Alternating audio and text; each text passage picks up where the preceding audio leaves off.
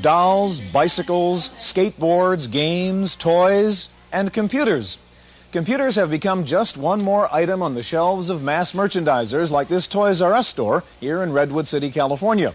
And while Coleco, Mattel, TI, and Sinclair are all gone now, Commodore and Atari are still battling it out in the low-cost computer wars. Today, we take a look at the so-called low-end computers on this edition of the Computer Chronicles.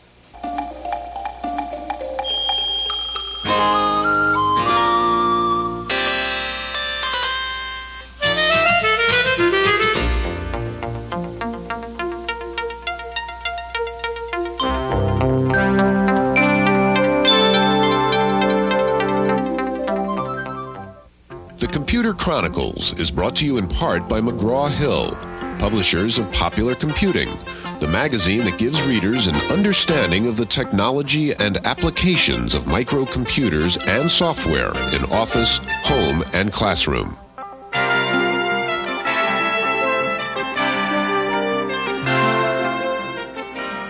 Welcome to the Computer Chronicles. I'm Stuart Chaffee, and this is Gary Kildall.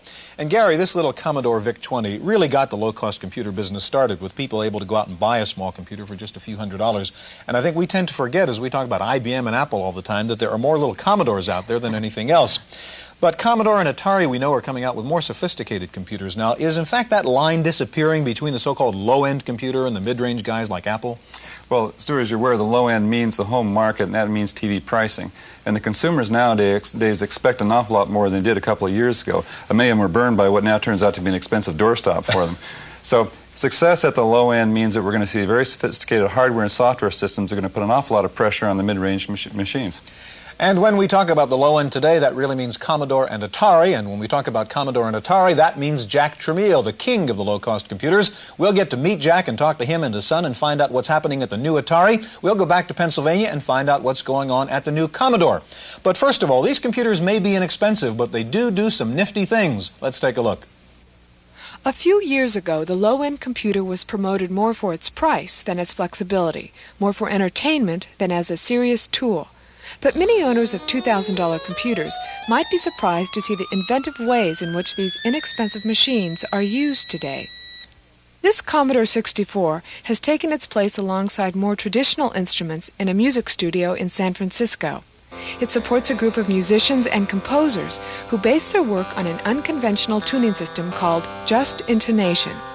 Unlike the traditional 12-tone scale, just intonation requires the retuning of musical instruments to fit new, simple ratio intervals. The computer can overcome this time-consuming task since it will generate a piece of music from its mathematical description. Like a human singer, there is no limit to its tonal variations, and retuning a program is much easier than retuning a piano. While the sound quality restricts the machine's performance abilities, the computer's role is more as a sketchpad to test new ideas, provide the background sound, and as a reference for tuning other instruments. Another clever application makes use of a typical low-price computer's strong point, graphics. With a digitizing pad and a color plotter, this user has painstakingly created a library of city maps, showing the location of projected buildings and their shadows, traffic congestion, and land usage. Since the printout is on transparent plastic, he can highlight certain aspects of each map and study them together in overlay. While not every computer owner may want his machine to create unorthodox music or to draw detailed maps, the potential uses of a discount store special should not be underestimated. It is no longer a toy.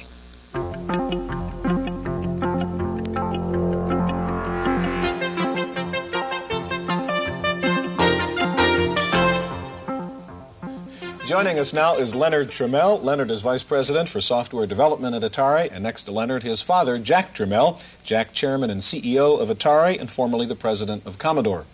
Jack, you were Commodore. You were a very important part of Commodore, obviously, several years ago when the low-cost calculator, 9985 calculator, was introduced. What is your idea about marketing low-cost devices? Well, my idea is always to try to bring the best technology at the lowest price to the masses.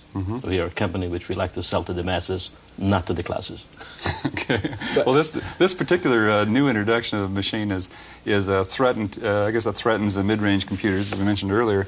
This particular machine, the 520 ST, is an $800 machine, if I understand it correctly. Yes. It's a half a mega memory, a 68K processor, and a monochrome display. Now, that price point must have been a very difficult one to hit. How do you do that? Well, I mean, there's no question that it is always hard to come out with a new product. But knowing and understanding the semiconductor business and knowing where the costs are going, you can always foresee what you're going to be able to come out with. And with no question, it is feasible at the present time.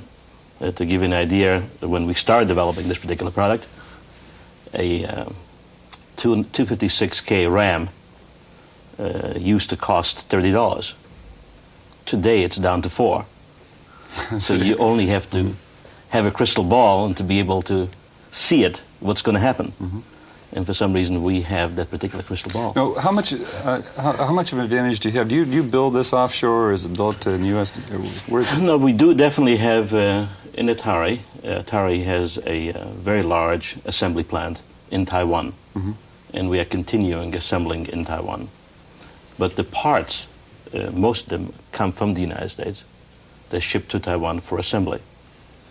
So more than 75% in this product is American-made. Give us an idea, Jack, of the cost in terms of figuring out what it costs to make that computer. How much does it cost, in fact, to put it together compared to how much does it cost to buy the parts? I would say that the assembly of the computer is about 2% of the cost. So, I mean, it's just a couple of bucks, basically, to build that computer. Well, it's more than a couple of bucks. Now, you mentioned before you've had the unique ability to have this crystal ball and kind of guess at where prices are going. Has that been the difference? I mean, what happened to Coleco and TI and so on? Well, I believe when it comes to Coleco, Coleco definitely is a toy maker, and they're very successful of manufacturing toys. And they were trying to apply the same technique into computers, and it didn't work because it was like a toy, and they failed. Was this basically where they were selling the machines, or you're selling, for example, in the Kmart's? For example, is that a good place to sell computer systems, or is it a good place to sell toys? I believe that Kmart is selling video and sound systems for $2,000 to $3,000. So today Kmart is a department store which sells everything, and I believe that our customer is sophisticated enough that he knows the value, what he's getting, and he will try to get the best price at any retailer. Now let's take for example what we call, let's say, the mid-range machines, or the more expensive machines that are being put into the office environment right now. Now, how are the, let's say, the 520 STs going to get into business if they're, say, sold through the Kmart's? Do you see that happening first of all, or do you see this being targeted at as a home market machine mostly? No, we in Atari believe very much that we are manufacturing products for personal use. We call it personal computers. When I started the personal computer business in 1976, we call it a personal computer, and I'm still continuing. Now, it's up to the individual where he wants to carry this computer to. He can have it in his home, and he can have it in his office, he can have it in the lab, anywhere. But it's up to him. I do not dictate to him where he's going to take it to. Gary, we've been talking about the ST, and I know everybody's excited about the ST. I'd like to turn to Leonard. And Leonard, describe the new computer and give us a little bit of what it does. Well, the description Gary gave a moment ago, it's a half a megabyte, 68,000 base processor. The unique things about the machine are the high-resolution color graphics. We're looking now at the 640 by 200 display and a familiar-looking opening screen where you have a window which you can resize and move around, and various files that happen to be on this disk. And you can take the icons and move them around and access a disk drive in a manner which should be familiar to sophisticated users by now, and hopefully will be familiar to other people in a very short length of time. So as a practical matter, Leonard, as you suggest, when we look at this looks more or less, if you'll allow me, like a color Macintosh, and essentially a color Fat Mac with the 512K, right? Yes. And what price is this going to be sold at?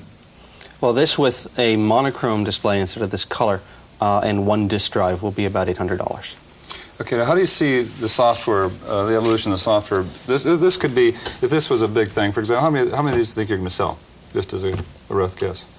Well, the market definitely this year is softer than it was last year, but we still believe that we'll be able to sell more than 1 million of those computers this year. Okay. Now, if you sell numbers like that, that's going to obviously be a very important place for software vendors to sell their software. How do you see that whole software evolution taking place in terms of, let's say, the low-cost computers?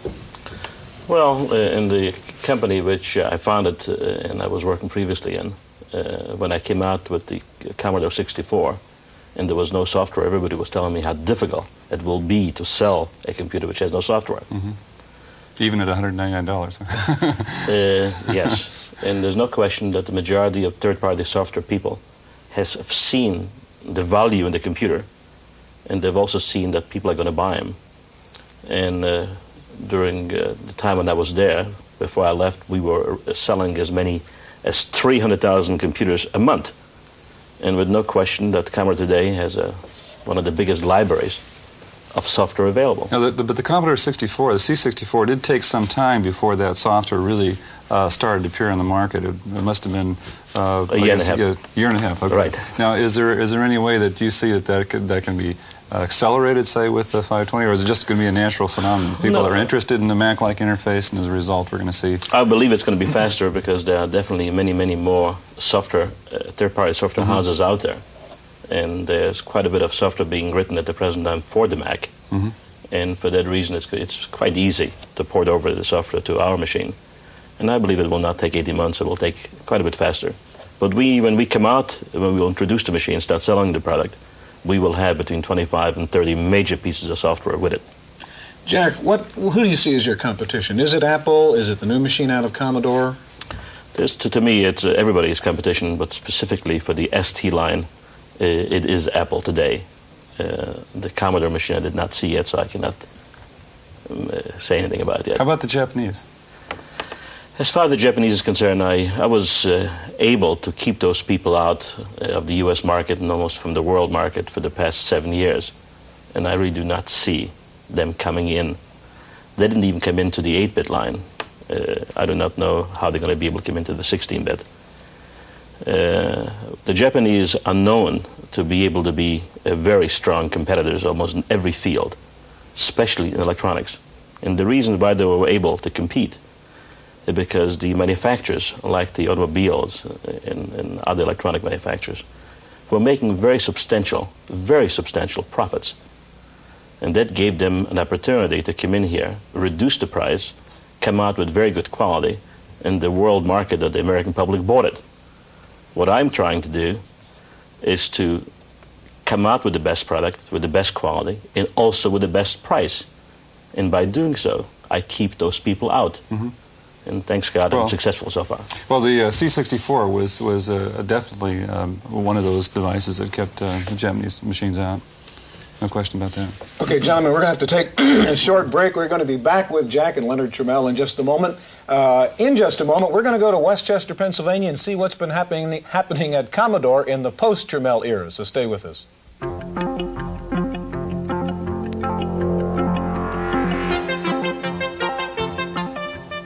The company which put more personal computers into more homes than anyone else is Commodore, located not in the Silicon Valley, but here in Westchester, Pennsylvania, outside Philadelphia, where the money was, says Jack Trammell.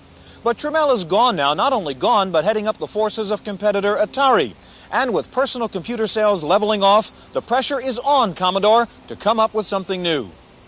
Trying to anticipate what the consumers will need next year, they've come up with a product like the 128, which has twice the capacity and the features that the 64 has, although totally compatible, and yet has the flexibility of dealing with more productivity type of applications.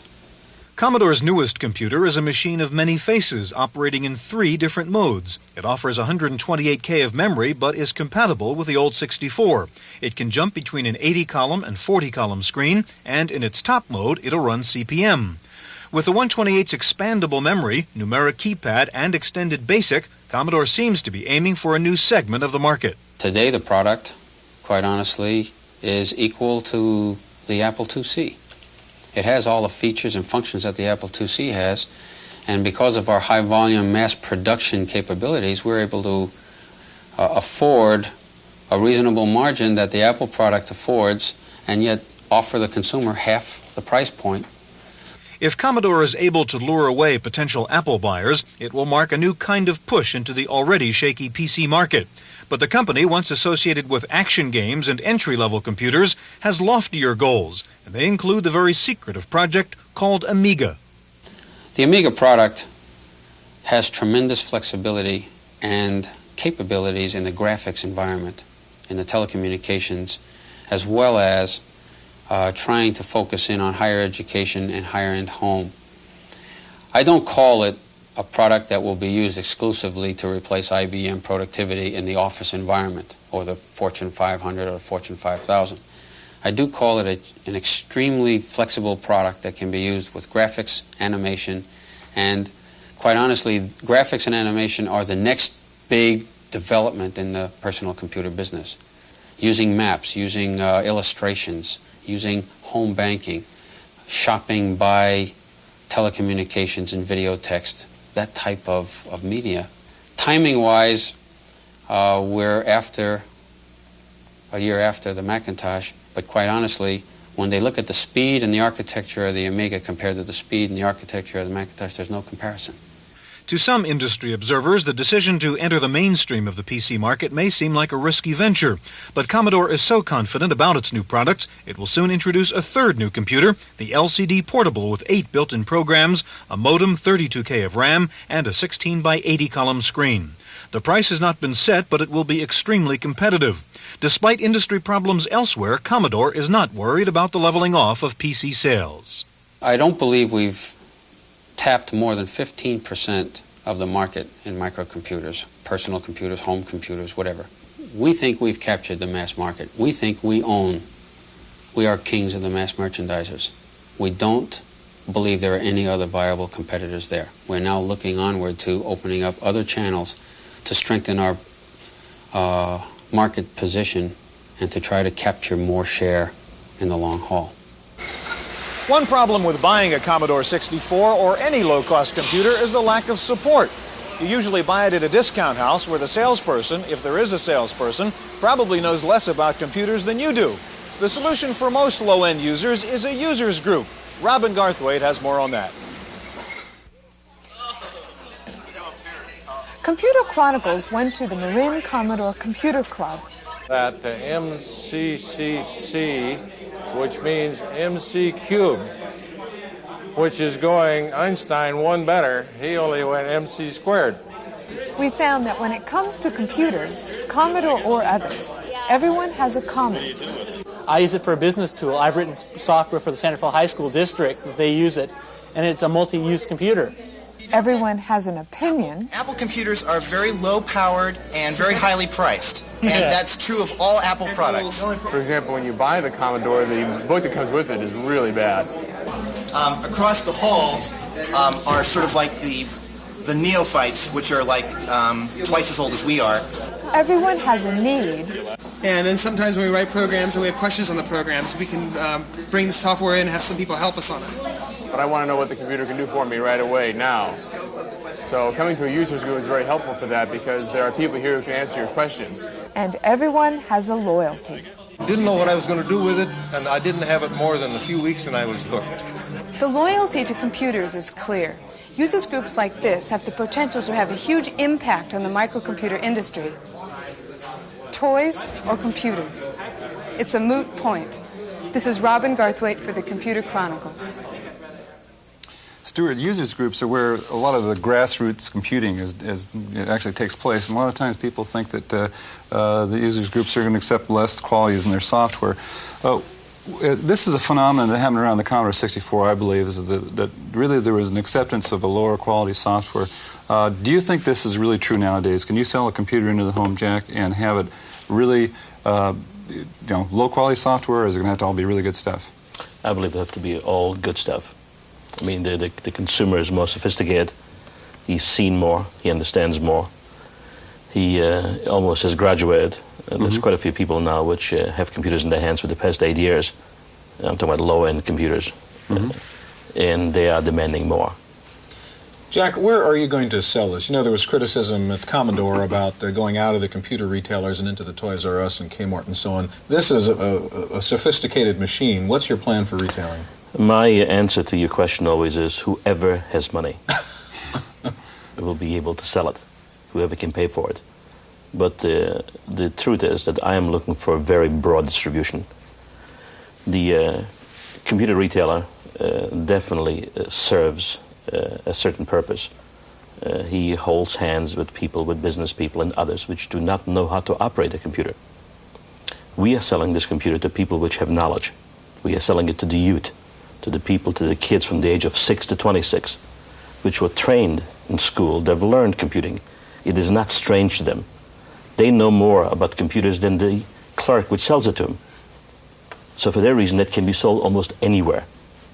And I'm looking to sell it through mass market or anybody else which wishes to pay for it. Now, how about training programs? This is a point you brought up. If you're going to sell through the Kmarts and so forth, I don't know what experience you had with the C64, but are you going to have special programs for the people that are actually selling the machine? We will have programs not only for the people which are selling the machine, but for the people which are buying the machine. We hope to be able to have programs right on a disk, which they're going to be able to read off this particular new ST model, which is going to be very easy for them. The whole intention of coming out with the ST line was to make it a more powerful and an easier, a simpler machine to use. By having in this computer can actually teach the owner how it should be used. Okay, now that's a good point, because you're obviously targeting then, let's say, into the home market with a training program of that sort.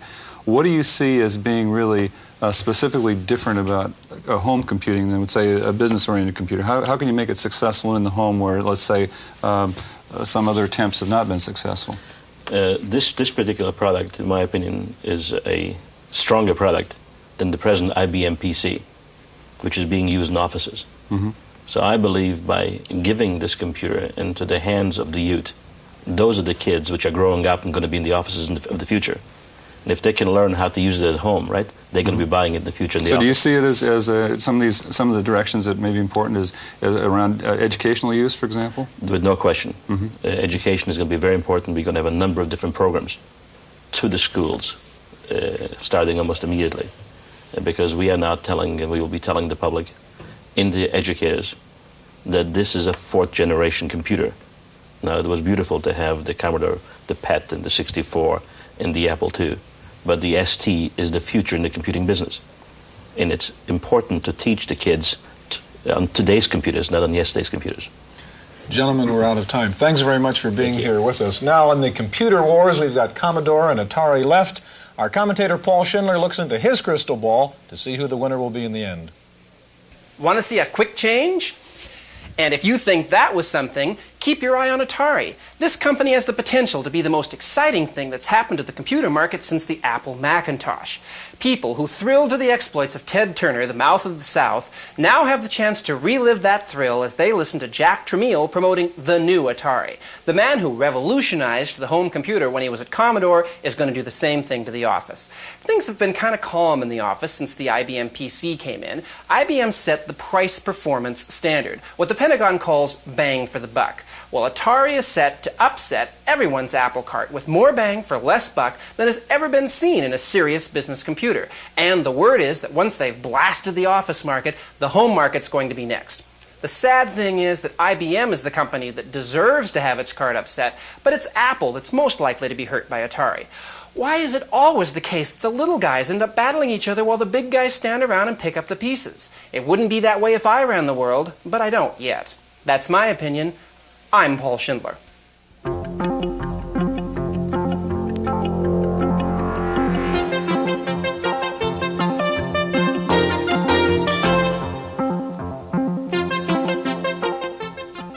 In the the Random Access File this week, you may have finished your income tax returns, but the Fed may be a little late in getting you your refund, due, of course, to computer problems. The IRS has a new $100 million computer system, but there are problems in the software. So the Feds are about 10 million refunds behind schedule. But don't worry, if you don't get your refund by June, the government has to start paying you interest. New Jersey's Department of Criminal Justice is using computers to help track down welfare abuse, and the computer has been a resounding success there. Convictions for welfare fraud have tripled since the computer system was put into use, and the state has recovered an additional $4 million. In Reading, Pennsylvania, food stamps have been replaced by computerized credit cards in an experimental program. The Agriculture Department is giving former food stamp recipients new plastic cards. Each recipient is allotted a monthly balance, and each time the user visits the grocery store, the card is inserted into a machine, and the cost of the food is automatically deducted from the person's account. The Ag Department says the new computerized system could save the government hundreds of millions of dollars a year. Another major step in the continuing realignment of the software business, once proud Software Arts, the developer of VisiCalc, has agreed to be acquired by Lotus, both companies based in Massachusetts. Several major computer conferences over the past few weeks, the Old-Timer, the West Coast Computer Fair, had nearly 50,000 attendees. Most talked about probably some software called VoiceMaster. You sing into it, and it writes the musical notation. Atlanta was the site for SoftCon, the annual software show. Everybody looking for the new Lotus, the new trend in software, the consensus, AI, and expert systems, if somebody can figure out how to make one that's practical and easy to use. And the first Comdex in Japan is history. Sony showed off its new Laserdisc CD-ROMs, including a write-once disc system. Another highlight was software on a credit card, ROM chips, embedded in a plastic card so you can carry around a whole box of business software in your wallet. Speaking of software, here's Paul again with this week's review. Get a load of this sexy Continental packaging. You know, when I first saw this program, I thought it was a Ferrari simulation. Now, it turns out it doesn't even come from Europe. It comes from Toronto, Canada. The program is Ability, the simplest of the integrated software packages yet offered. You know, get a load of this slim documentation. Most other integrated packages couldn't catch their breath in this documentation this slim. I've got to thank the people at Zonaro Technologies for their good sense. The software is not copy protected. They trust you while reducing your risk of loss and making it easier to use the package on a hard disk. Good for them. Now, the screens. Note the use of color.